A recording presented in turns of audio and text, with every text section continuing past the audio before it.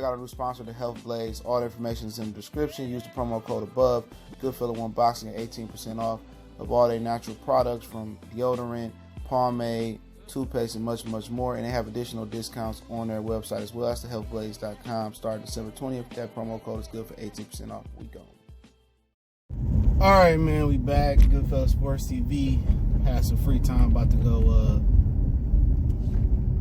do some pick somebody up. But hey, we back. Make sure you hit that subscribe button, bell icon button. Won't miss another video.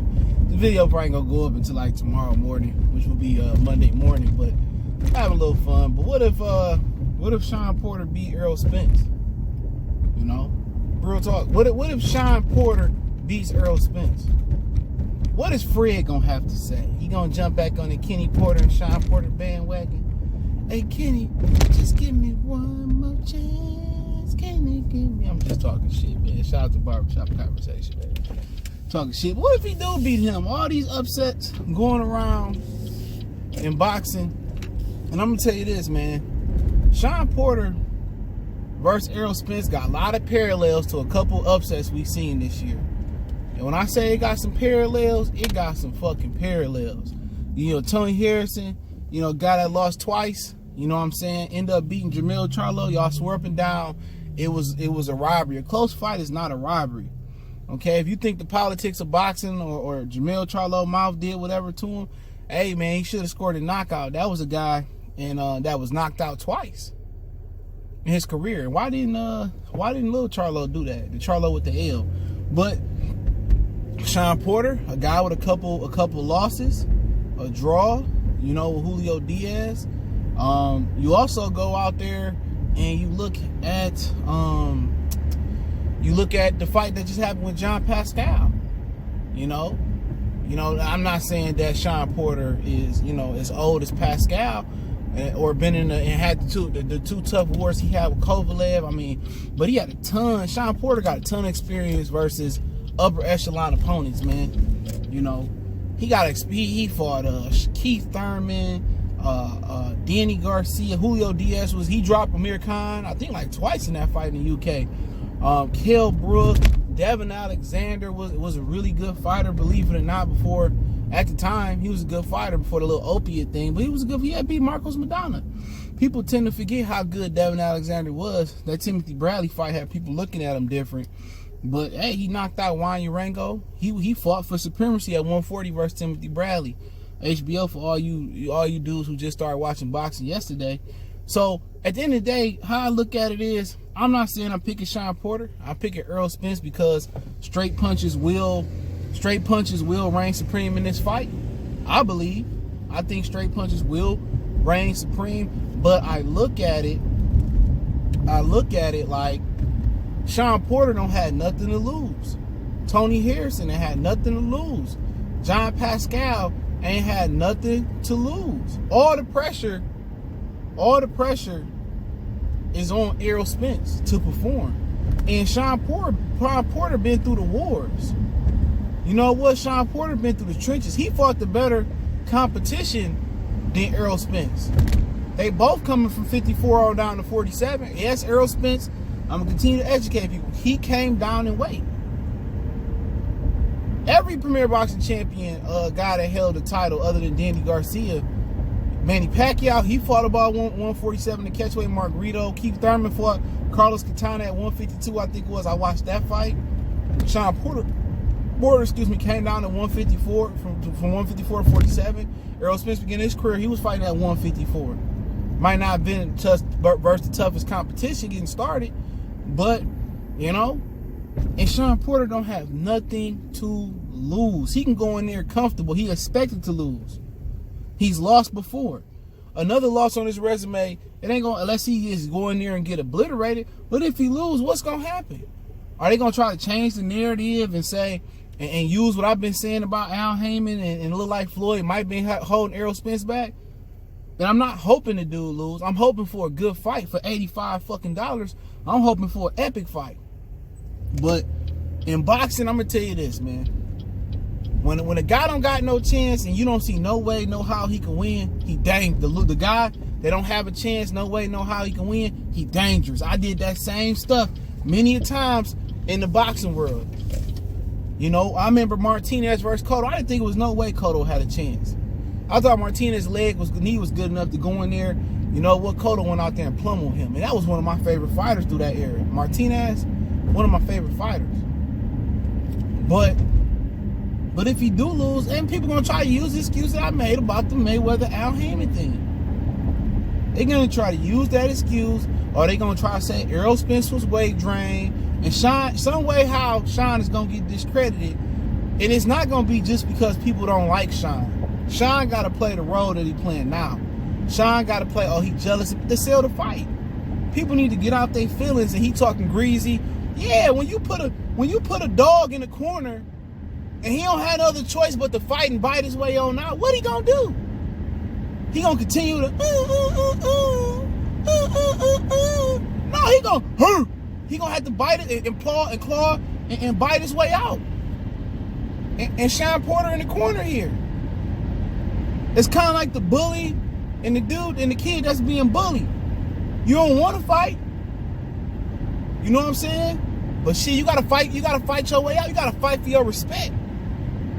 You know, you want to fight to show people that, hey man, this dude Errol Spence ain't that much better than me. You know what I'm saying? The gap that imaginary gap y'all making the scene, you know what I'm saying? That fake old equator line y'all got, that imaginary line, it ain't that gap. I want to show at least I can compete with this guy. You know?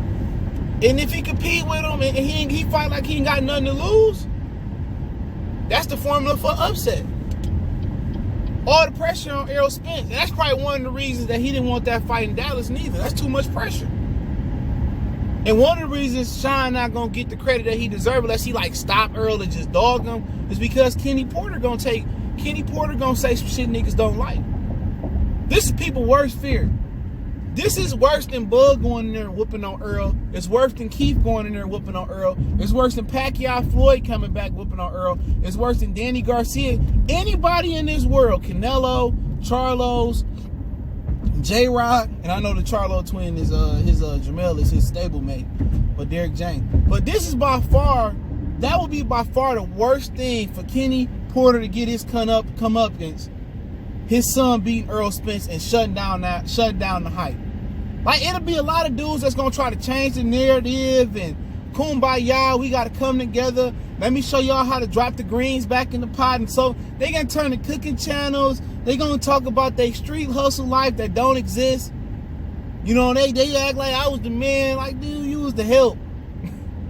You know what I'm saying? You was bagging, if anything.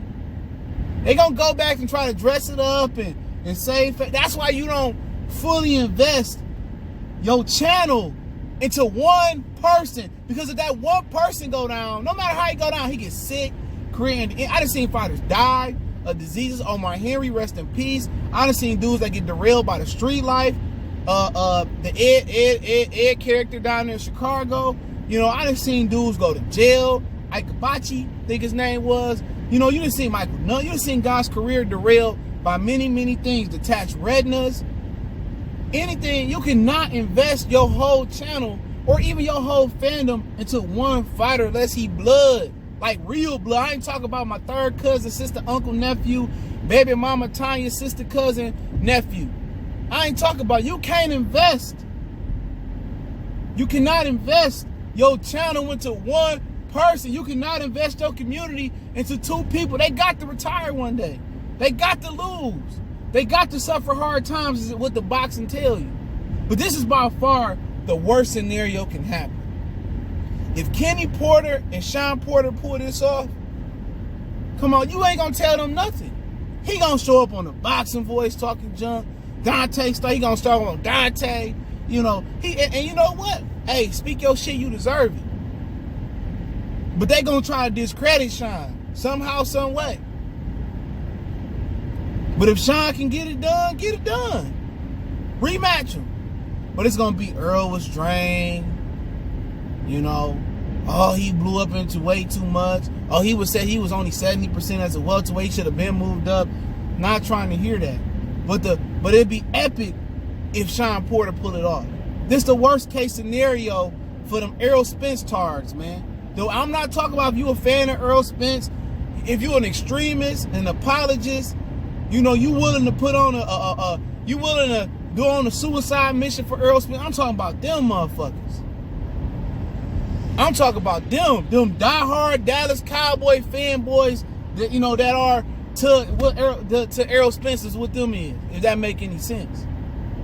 It's gonna be a lot of slow singing and flower bringing. Am I hoping for that to happen? No, not. Shawn Porter don't bring no cachet. No offense. You know, Shawn Porter and Bud, like, do that even sound right? You know what I'm saying? Shawn Porter and Pacquiao. I mean, come on. But you know what? Lessons to be learned, man. It's gonna have to continue to be lessons learned. Stop marinating these fights. Stop soaking your greens for too long. Wash them, soak them for a couple hours, and them hoes is good.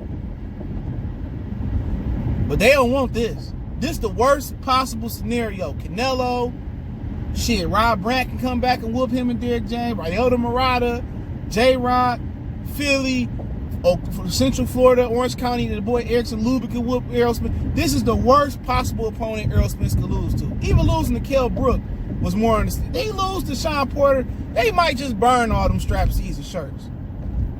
They gonna try to jump on the next nigga train. They getting burned them shirts.